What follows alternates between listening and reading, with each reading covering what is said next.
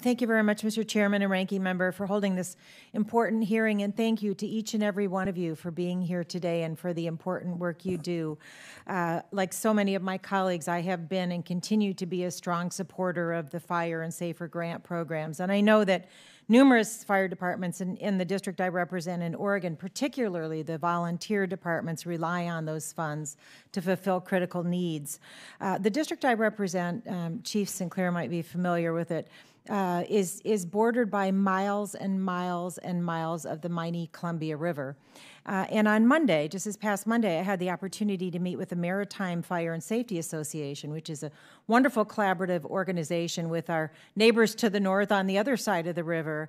It was formed after the tragic death of a Coast Guardman and the critical injury of a firefighter after an inability to coordinate response to vessel fire on the Columbia River. And it is a fabulous collaboration, and it includes more than a dozen municipal fire agencies along the Willamette and Columbia Rivers. And many of those agencies have benefited from fire and safer grants. So it is a unique organization, and it is a serious issue that they need to be prepared for.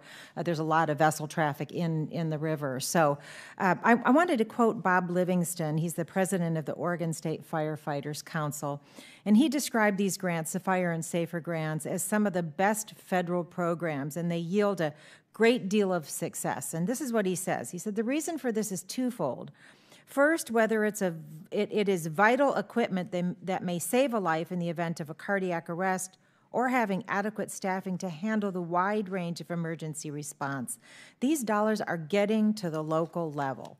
Second, these dollars are allocated to local communities based on scientific-based information that allows congressional members to come together in a bipartisan fashion to fund these important programs that make communities across this nation safer. So I know he appreciates the grants, and I have too. Mr. Hirsch, I wanted to ask you, the SAFER program has helped career departments hire new and additional personnel to meet staffing safety standards, and it requires a percentage of funding to go to volunteer departments for recruitment and retention of volunteer firefighters. So in your written testimony, you describe a recruitment program in Staten, Oregon, which is not quite in my district, but they've had a lot of success in bringing on career and volunteer firefighters. So could you elaborate on the program and the extent to which the best practices that are developed are scalable and repeatable for other volunteer fire departments? Yes, I think they are scalable and repeatable. In the particular one that you're talking about in Staten,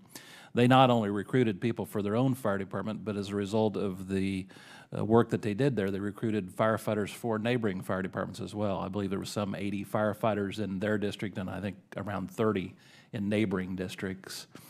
The National Volunteer Fire Council currently has a program as a result of a grant through this program called Make Me a Firefighter. If you want to look at it, makemeafirefighter.org is the website.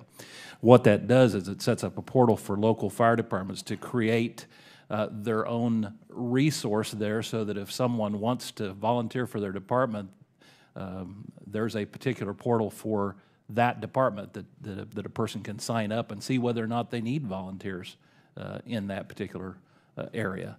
Wonderful, thank you. And I want to get another question in. I know one of the proposals that's under consideration is to allow that the SAFER grant funds be used to augment the pay of part-time or paid on-call firefighters to make them full-time personnel. And I wonder if any of our witnesses could explain, do you support this? Do you share concerns that there might be about that change? Anybody want to weigh in on that proposal? I see Chief Sinclair is interested. Thank you very much for the question. Many fire departments, mine as an example, is a combination fire department. We have reserves residents, the reserves are paid on-call firefighters, we have career folks, and we have community volunteers. Many of our hires come from either our resident pool or our reserve firefighters, which are paid on-call firefighters.